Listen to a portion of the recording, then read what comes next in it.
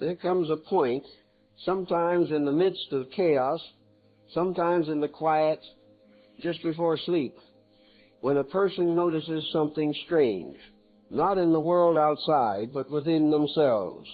A subtle distance, a space between the thoughts they are thinking and the one who is aware of those thoughts.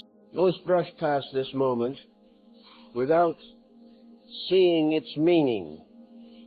But for a few, it opens a secret door. They begin to sense that life is not happening to them. It is happening in front of them.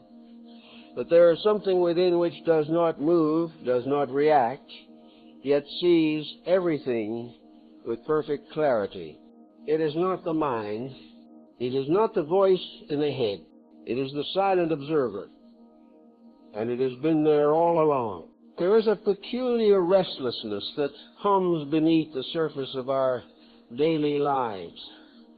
A low, constant vibration of thought, desire, and unease.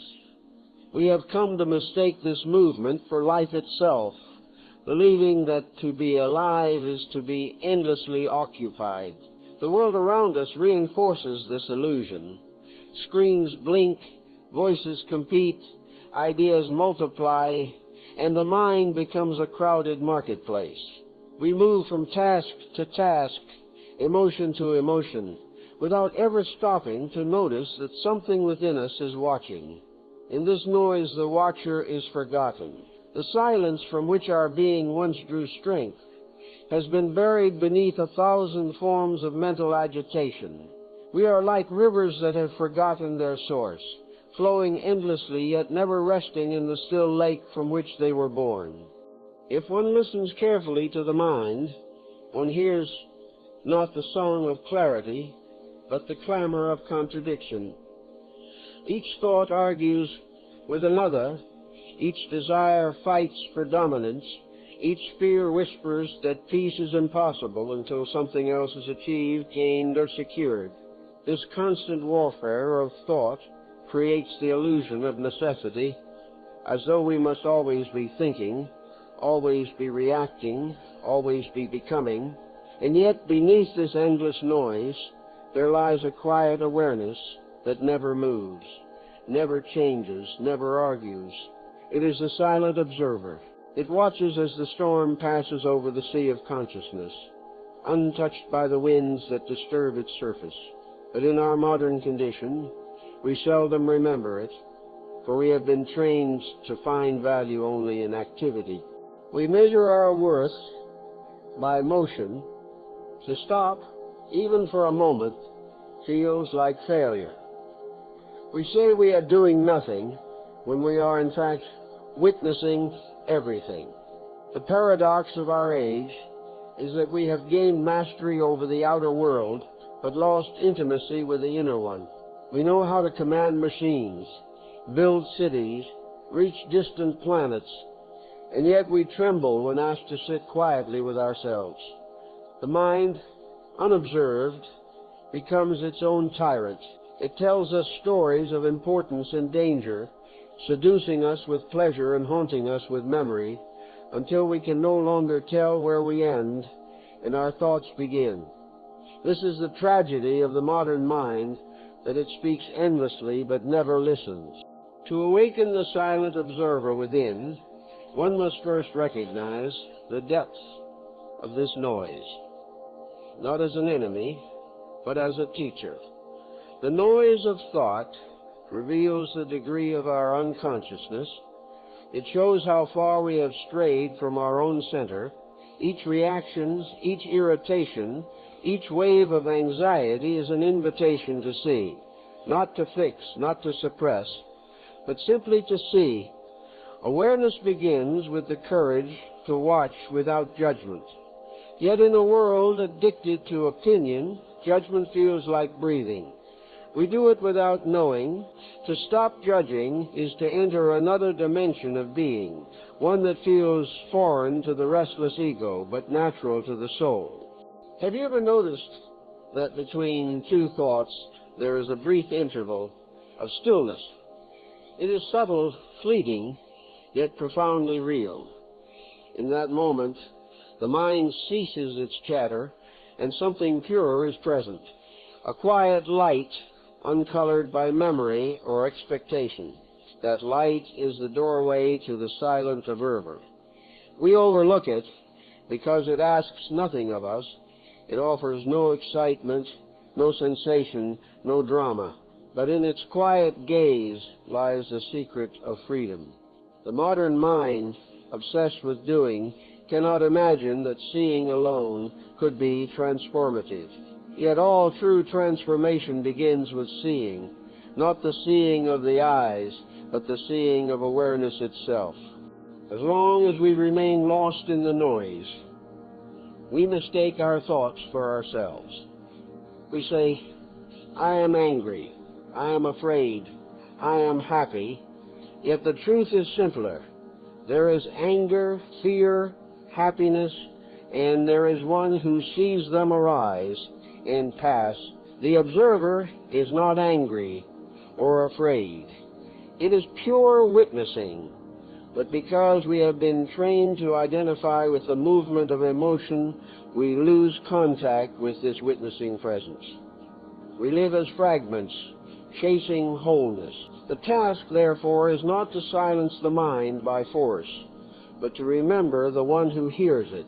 When the listener awakens, the noise begins to fade on its own, as though embarrassed by the light of attention.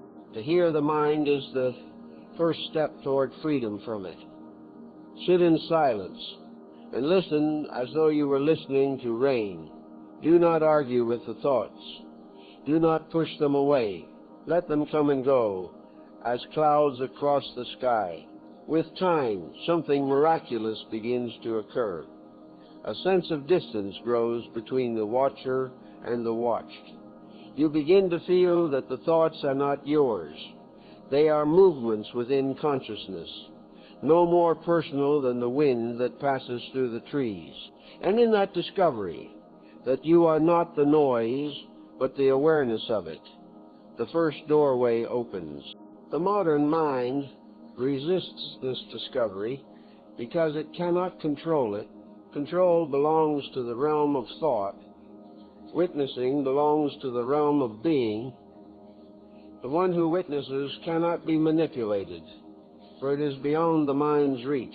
And so the mind distracts itself endlessly, fearing the moment it will have to face its own silence. But when silence is finally allowed to bloom, one realizes that it was never empty. It is full of presence, of intelligence, of peace. It is the original language of the soul. When the noise of the modern mind is seen for what it is, an echo, a habit, a mirage, the path to the silent observer begins to reveal itself. And so the seeker stands at the threshold, hearing the last murmur of the storm fade into quiet. Something within whispers, listen. There exists within every human being a point of stillness so profound that the entire movement of life seems to revolve around it. It does not move, it does not change, it does not desire. It is the pure center of awareness, the silent heart of consciousness itself. All experience unfolds around it as planets circle the sun, yet we seldom recognize its presence. The noise of thought has drawn our attention outward.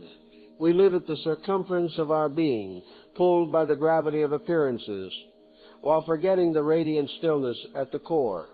To remember this center is not to acquire something new, but to return to what has always been.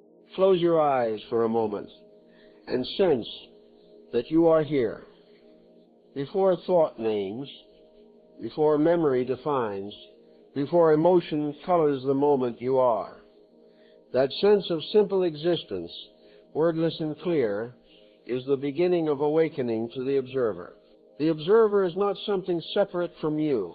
It is you before the mind began its endless commentary. But because we have been raised to identify with thought, with emotion, with the flickering movements of desire and fear, this deeper identity lies buried beneath layers of conditioning. We believe ourselves to be the shifting forms upon the surface, forgetting that the ocean beneath has never changed. Every thought arises within awareness, shines for a moment, and dissolves back into it. Every emotion moves through the field of consciousness like a cloud through the sky. Awareness itself remains unstained by the passage of storms. Yet human beings have forgotten this simple truth. We cling to the clouds and call them me. We take ownership of every passing mood, every memory, every reaction, as though they defined our essence. But the essence is the watcher, not the watched. To rediscover it is to come home after lifetimes of wandering through dreams. The forgotten center is not reached by effort, for effort belongs to the periphery. The center is always still. To seek it through will is like trying to calm water by stirring it. The way is through surrender, through allowing the surface movements to settle on their own. Imagine a pond disturbed by wind. The more one fights the ripples, the longer they remain. But when one allows the wind to pass, the water naturally returns to its glass-like clarity, and in that clarity the depth is revealed. So too with awareness. When the agitation of identification subsides, the silent depth becomes visible, self-luminous, infinite. To live from this center is to live in harmony with what the ancients called the divine order. You no longer act from compulsion, but from quiet understanding. The observer within does not choose sides. It sees both joy and sorrow as waves of one ocean. It watches the dance of opposites without being torn between them. And in that neutrality there is great compassion, for only one who stands beyond conflict can see all sides with equal tenderness. The silent observer does not withdraw from life. It illumines it. It looks through the eyes, hears through the ears, moves through the hands, but it remains ever still, ever clear, ever free. If one studies carefully, one begins to sense this observer even in ordinary moments. While speaking, a faint awareness notices the speaking. While walking, something knows the body is moving. Even while thinking, something perceives the stream of thought. That something cannot be located in space or time. It has no form, yet everything depends upon it. Without it, there could be no experience, for it is the light by which all things are seen. This realization transforms the relationship between the self and the world. The world is no longer a battlefield of opposites, but a vast play of appearances within the steady gaze of consciousness. The forgotten center cannot be grasped as an object, because it is the subject of all things. The moment you try to look for it, you are already. It is like trying to see your own eyes without a mirror. You are the seeing itself. Thus the search for the observer is the last illusion. You need not awaken it. You need only cease to identify with that which obscures it. When the false is released, the true remains. Awareness does not need to be strengthened or purified. It is already perfect. It is only our attention that has wandered, hypnotized by the movement of thought. To return to this center requires nothing but remembrance.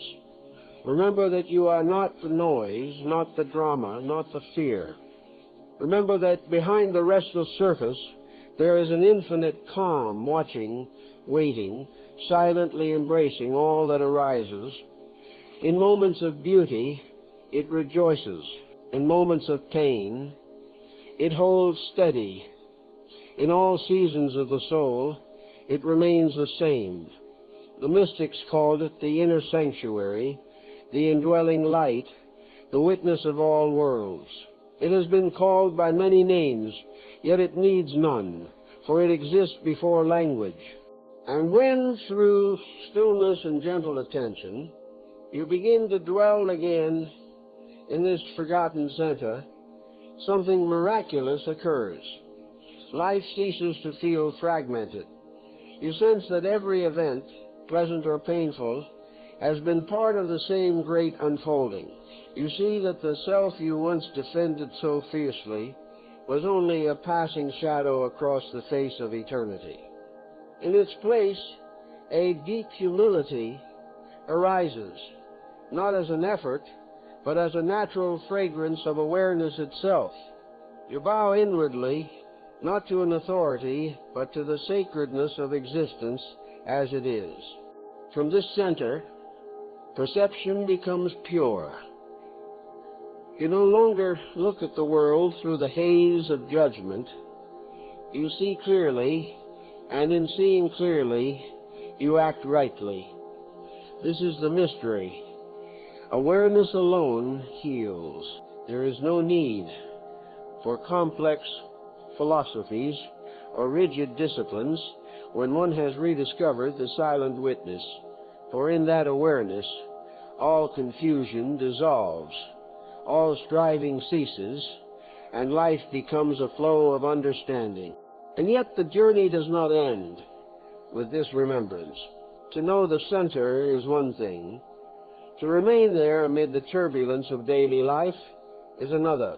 The forces of illusion, desire, fear, and memory will try to pull attention outward again toward identification and distraction. To understand how these forces operate is essential, for only then can one see through them without being bound. Thus, from the rediscovery of the forgotten center, we now turn toward the deeper mystery, how illusion arises and how the sleeping mind mistakes its shadows for reality. Illusion is not an external mirage shimmering on the horizon of the world. It is an inward movement, subtle and invisible, born from the mind's attempt to grasp what cannot be possessed. It begins when awareness forgets its own stillness and turns outward, seeking fulfillment in the objects of perception. The moment the mind says, "This is mine, this is me," or "this is what I need to become," illusion is born. For in truth there is no me to own, no thing to possess, no future to reach. There is only the flowing totality of existence, watched by the silent observer who needs nothing, because it is everything already. But the mind, being a restless instrument of comparison and accumulation, creates a phantom world of opposites, success and failure, pleasure and pain, gain and loss. And in that divided world, it loses the peace of wholeness. To understand illusion, one must see how thought, by its very nature, divides what is whole. The moment we name an experience, we separate ourselves from it. The moment we judge a feeling as good or bad, we are no longer in communion with it, but in conflict. Thought, though useful for survival, becomes the architect of our imprisonment when it claims authority over reality. It paints over the vast silence of being with the bright colors of interpretation. It says, "I like this, I dislike that," and thus erects walls between itself and the flow of life. Every concept, every belief, every ideal, however noble, is a form of limitation when clung to as truth. Truth, being infinite, cannot be contained in words, but illusion, being partial, thrives on them. The mechanics of illusion are ancient and precise. First comes perception, the pure awareness of something as it is. Then thought arises, naming it, comparing it, claiming it. "This flower is beautiful," says the mind, and beauty is reduced to an opinion. "This moment is special," it says, and the next one becomes less so. "This person is mine," it whispers, and love turns into possession. Each act of mental labeling narrows the boundless into the measurable. The mind believes it is gaining control, but in truth it is losing contact with life's immediacy. And so we wander in a labyrinth of our own making, mistaking the echo for the song, the reflection for the source. Desire is the engine of this machinery. The mind desires because it feels incomplete, and it feels incomplete because it has separated itself from the whole. The more it pursues satisfaction, the more it confirms its own emptiness. Thus, every pleasure achieved becomes the seed of a new longing. This endless pursuit is not merely psychological, it is metaphysical.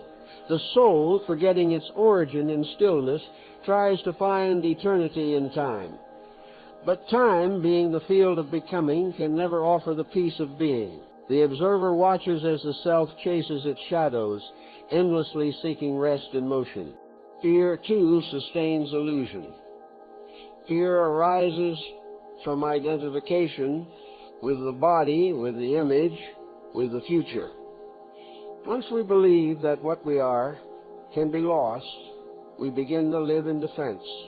We fear death, rejection, failure, because we think these things threaten our existence. But they threaten only the idea we hold of ourselves, not the awareness that beholds that idea. Awareness cannot die, for it is not a thing among things. It is the space in which all things appear and disappear. Yet this truth, so simple and liberating, remains hidden behind the veil of habit. The mind clings to fear because fear gives it something to do. It feels alive in its struggle, even when the struggle leads nowhere. Memory is another architect of illusion. It takes the living present and filters it through the residue of the past. We do not see life as it is, we see it as it has been. Every encounter becomes a repetition of yesterday. We speak to one another not as fresh souls meeting anew, but as characters reciting an old script. This is why true relationship with people, with nature, with ourselves, is so rare. To relate truly, one must meet the moment without the burden of the past. The silent observer does this effortlessly, for it never clings to memory. It watches the stream of experience flow by and remains untouched by what has been. All these, desire, fear, memory, are the threads from which illusion weaves its web. They are not enemies. They are movements of energy that have forgotten their origin. When one sees them clearly, without condemnation or indulgence, the web begins to dissolve.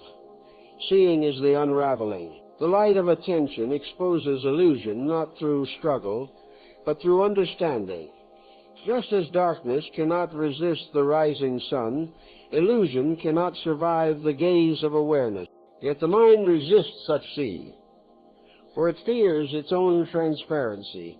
To be truly observed is to lose one's solidity, and the ego, being only a construct of thought, depends upon the illusion of permanence.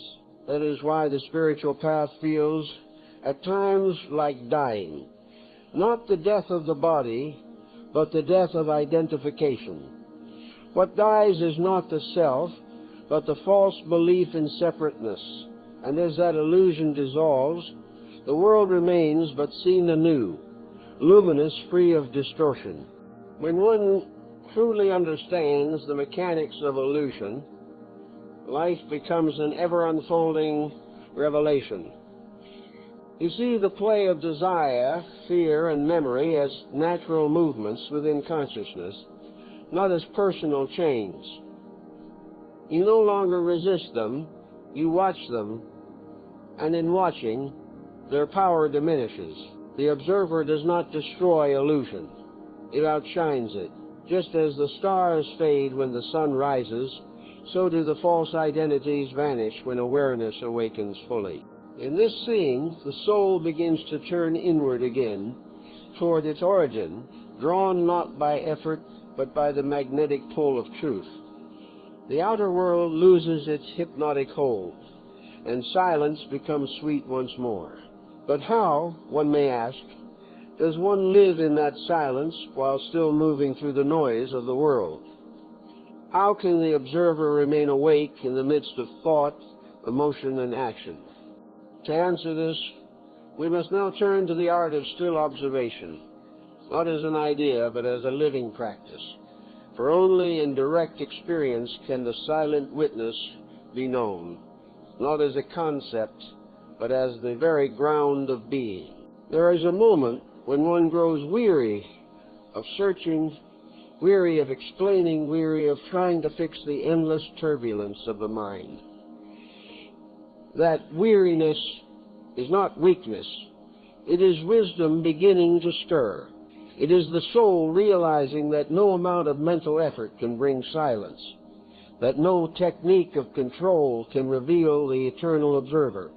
From this sacred fatigue arises the possibility of still observation, the art of seeing without resistance, without interference, without desire to alter what is seen. It is the gentle return to the posture of pure awareness, in which the seer and the seen are not two, but one movement of consciousness, resting in itself. To practice still observation is not to withdraw from life, but to stand quietly in the midst of its flow. One sits or walks or simply breathes and begins to watch the inner landscape as one might watch the changing sky. Thoughts come and go like clouds. Sensations rise and fade like ripples upon a pond. Feelings unfold, shift, and dissolve. You do not chase them, nor do you suppress them. You allow them to reveal their full pattern under the gentle light of awareness. Gradually, through this simple witnessing, the turbulence begins to settle. You realize that you need not act upon every impulse, nor follow every thought. Awareness itself becomes enough, not as an act of doing, but as a state of being. This stillness is not dullness. It is not the sleep of apathy. It is the radiant alertness of consciousness turned inward. The eyes of the soul open, and you begin to sense the vast space in which all experience arises. Every sound, every breath, every flicker of thought appears within that space and returns to it. You begin to feel that you are that space, that timeless background before which all change occurs. The body moves, yet the watcher remains unmoving. The emotions flow, yet the observer is unshaken. Even the mind itself, that once noisy, demanding ruler, is now seen as a gentle servant, a tool that speaks and falls silent when not required. Still observation begins with simple attention, but deepens into something unmeasurable. At first you may find yourself watching your thoughts as though you were standing outside them. Then comes a subtle phase when you notice that even the sense of I am watching is itself another thought, another subtle form of identification. When this is seen, there is a soft and luminous surrender. The watcher and the watched dissolve into a single awareness, the eternal presence behind all duality. This is not an experience that can be forced.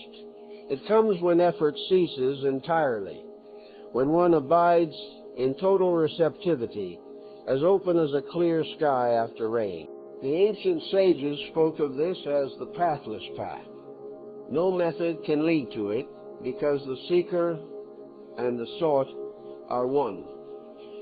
Yet there are gentle practices that prepare the soil, that calm the restless surface of the mind, so that stillness may reveal itself. One such practice is simple observation of the breath, not controlling, not counting, merely noticing. The breath flows in, and there is awareness of it. The breath flows out, and awareness remains.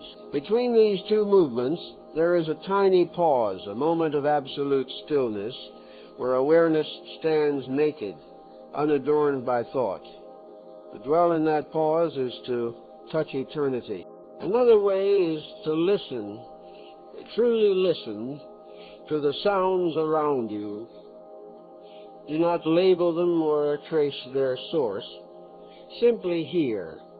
In deep listening, one becomes aware not only of the sound, but of the silence between sounds.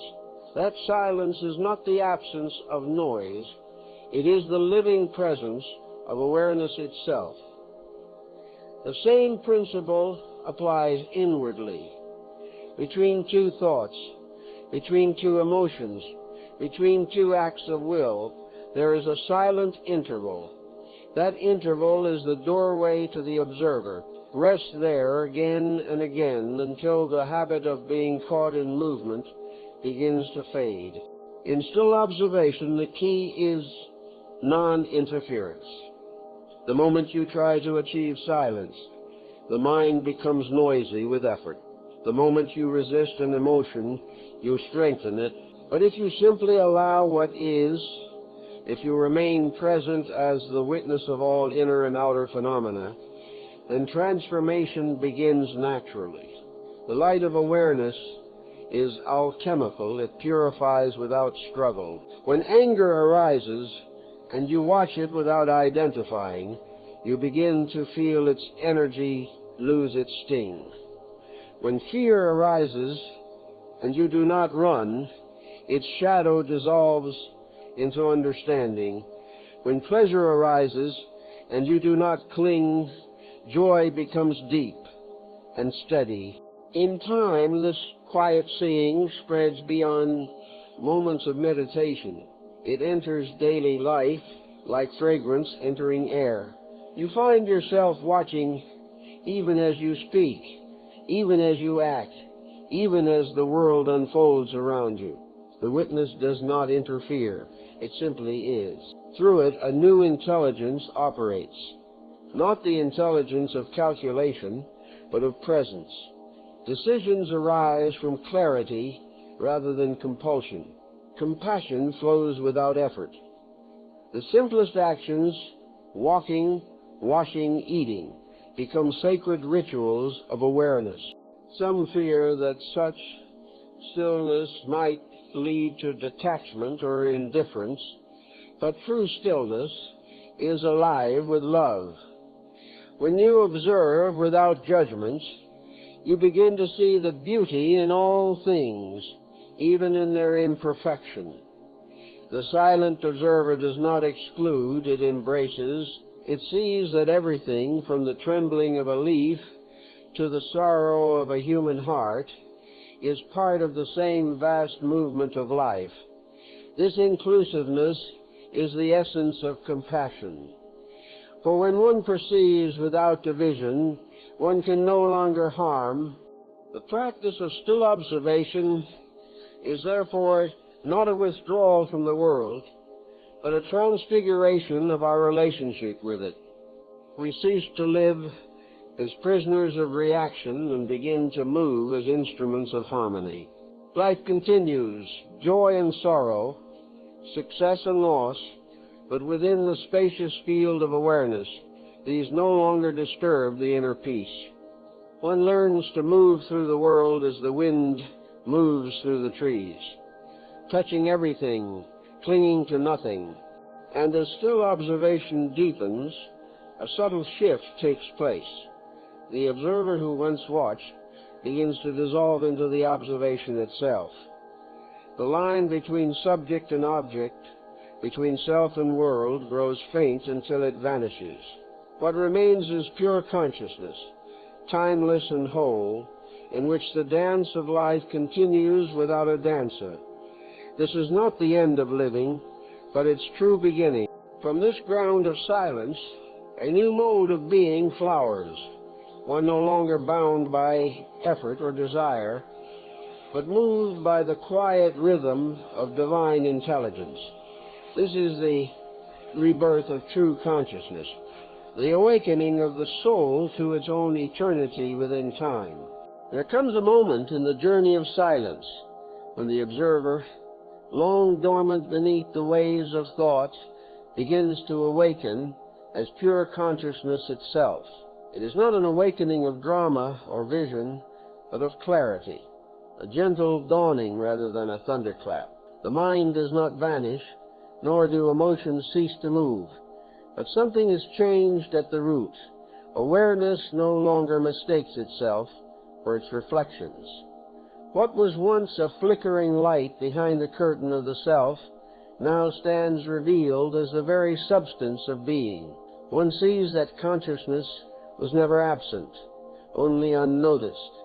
It had watched all along, through every pleasure and pain, through every birth and death of thought. It is the ancient witness that never sleeps. In this rebirth, the old structure of identity begins to crumble. The I that once stood at the center of life, anxious, ambitious, afraid, dissolves into transparency. You no longer say, I am thinking, for the thought arises and passes without an owner.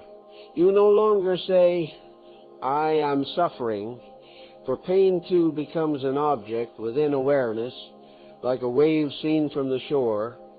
You no longer say, I must control, for the river of life flows on its own, guided by an intelligence far beyond the reach of personal will. This is not a loss of self, but a liberation from its illusion. What remains is being vast, quiet, self-knowing. True consciousness does not belong to you. It is you. It belongs to no one, just as the sky belongs to no cloud. In this state, the distinction between inner and outer begins to fade. The world that once seemed separate, filled with threats and desires, others to win or lose, reveals itself as a play of the same luminous awareness. The eyes look outward, yet everything they behold is within. Every sound, every form, every face is recognized as a mirror of the one consciousness, appearing in countless disguises. To awaken is not to escape the world, but to see it as it truly is, sacred, intimate, indivisible. This awakening is not an act of effort. It is the end of effort. The seeker disappears into the sought. The practice of still observation that once felt deliberate now becomes natural, spontaneous, effortless. You do not have to remember to be aware, because awareness is what you are. Even in the midst of activity, the stillness remains, not as an achievement, but as the ground of existence itself. When you speak, it is awareness speaking. When you move, it is awareness moving. When you rest, awareness rests in itself. The separation between doing and being dissolves. All is one undivided expression of the same light. In this new consciousness, life becomes simple again. The mind no longer chases meanings. Meaning reveals itself in every breath. The smallest acts, pouring water, touching a leaf, looking into another's eyes, become acts of reverence. You begin to sense the divine in the ordinary, the eternal in the fleeting. The world that once appeared chaotic now unfolds as a perfect rhythm, like music whose harmony was always there but went unheard. It is not that problems vanish, but that they lose their power to bind. Suffering remains as part of life's dance, but it no longer wounds, for there is no one left to be wounded. The rebirth of consciousness is in truth a return to innocence. It is a remembering of the simplicity that was present before knowledge, before ambition, before fear. The child sees the world with wonder because the child has not yet divided it. The awakened soul sees with the same wonder, but through the maturity of understanding. It knows that life is both fragile and eternal, both sorrowful and blessed, and in that knowing it bows in quiet gratitude. Gratitude becomes the natural fragrance of consciousness.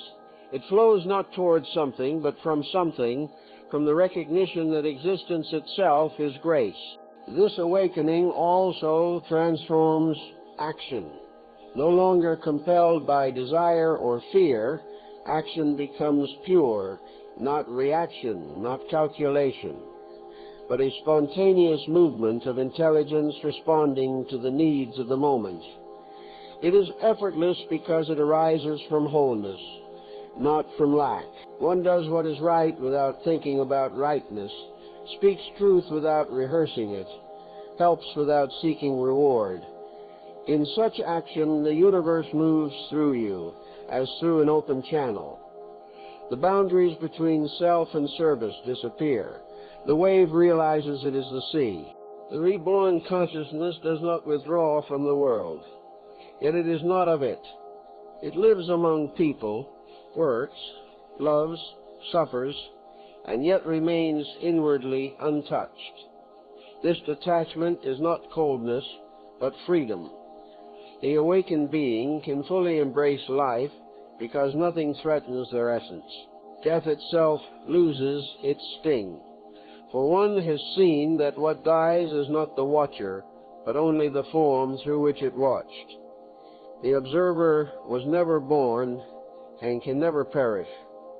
To live in this realization is to be beyond fear, beyond hope, beyond all dependence on time. It is to dwell in the eternal now. There is a quiet majesty in such a state, not pride, but serenity. The awakened do not proclaim their awakening. They move through the world as the wind moves through the grass, leaving no trace but the soft sound of peace.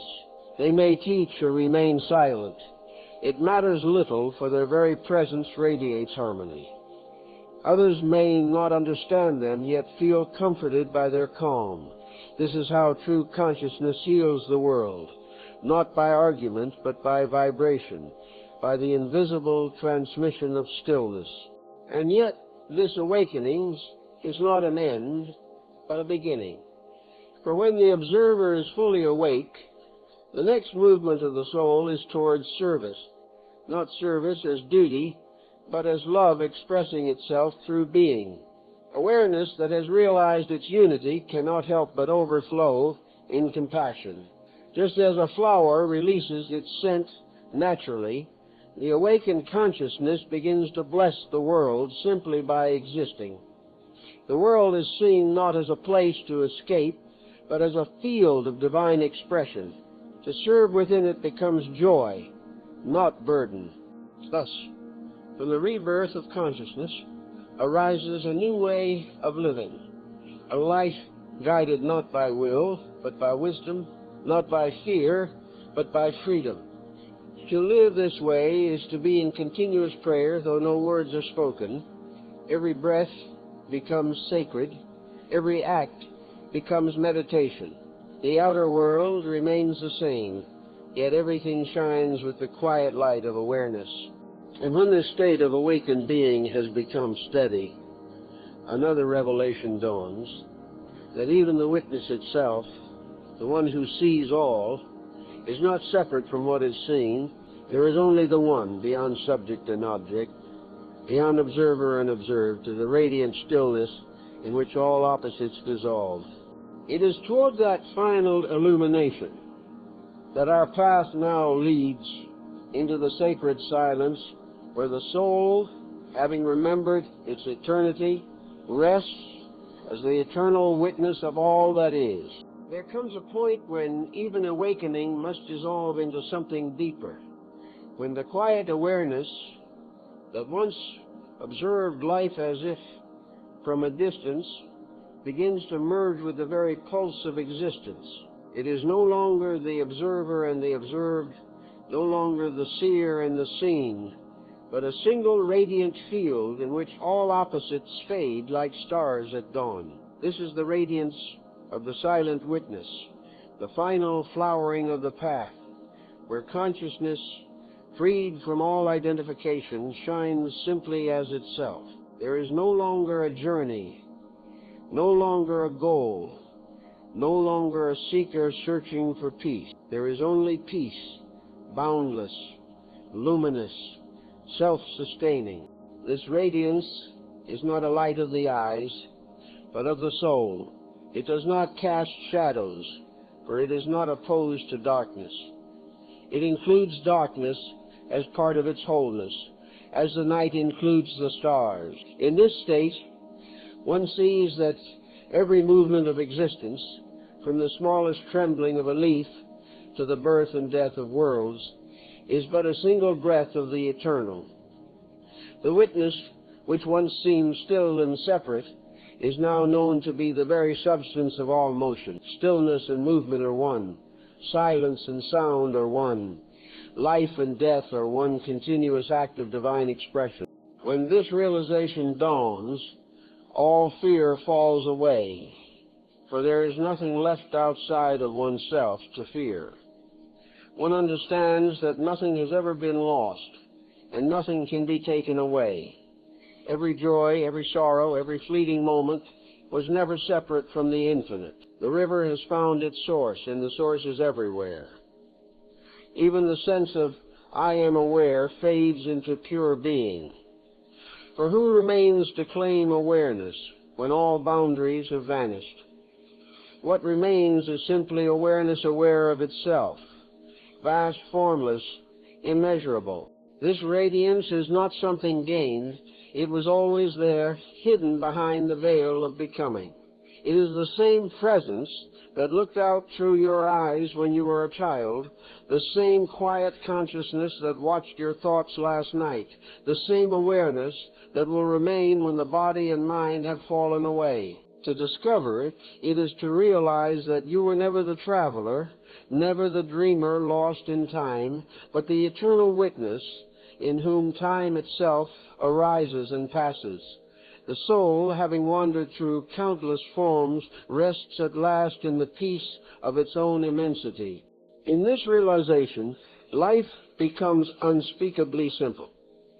There is no longer a need to interpret, to justify, to defend. One lives as the breeze lives, moving without thought of where or why. Actions spring from the natural intelligence of the moment, as the tree bends with the wind, yet never loses its root. Compassion flows like water, from a high place to a low, without choosing its direction. This is the perfection of spontaneity, a doing that is not done, a living that is not willed. The silent witness has become the very heart of life itself, and life has become the expression of the witness. To those who live in this light, even the ordinary appears sacred. They see the divine not as an idea, but as the living fabric of all things. The eyes no longer see objects, they see presence. The ears no longer hear sounds, they hear the music of being. The heart no longer divides the world into friend and stranger, good and evil, gain and loss. It sees only the play of the one, the eternal dancer, moving through countless masks of form. To such a soul, even suffering becomes luminous, for it too reveals the depth of love that sustains all creation. And what of death? The radiant witness smiles at it as at a passing cloud. Death is not the end, but a rhythm within eternity, a pause between breaths, in the great exhalation of existence. The body falls, the thoughts fade, but awareness remains untouched. Just as the sea does not mourn the wave that dissolves, the eternal self does not grieve the forms that come and go. It knows that nothing real can perish, and nothing unreal has ever lived. In this understanding, death loses its sorrow, and life loses its fear. Both are seen as the same vast silence, moving in and out of form. The radiance of the silent witness is love itself, not love as emotion or attachment, but love as being. It is the love that gives life to the stars, that breathes through every creature, that watches itself through every pair of eyes. It is the love that needs nothing, for it already includes everything. When awareness awakens fully to itself, it does not shine like a torch in the dark. It shines as the darkness and the light together, as a unity in which opposites are reconciled. Such is the true illumination, not the triumph of light over shadow, but the embrace of both in eternal wholeness. Those who taste this radiance do not become otherworldly. They become profoundly human.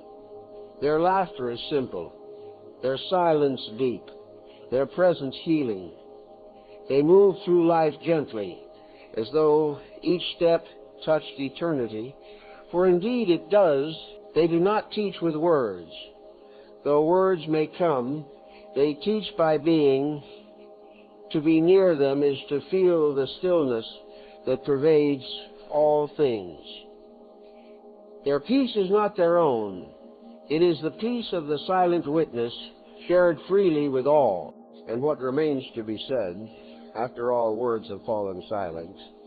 Only this, that the witness was never asleep, that the search was always a dream within the dreamless, that awakening is not a beginning but a remembering. Every soul, no matter how lost in noise, carries within it the same radiant silence. One need only pause, breathe, and look inward, not to achieve, but to see what has always been. Thus the ancient teaching ends where it began, in stillness. The noise fades, the mind bows, the heart opens, and there, in the center of all things, shines the eternal observer, the one who has watched through every lifetime, through every joy and sorrow, through every sunrise and fading star. It needs no name, for it is the name of all that is. Be still, and you will know it. Be silent, and you will hear it. Be present, and you will find that you will never separate from it, for you are that radiance forever and forever.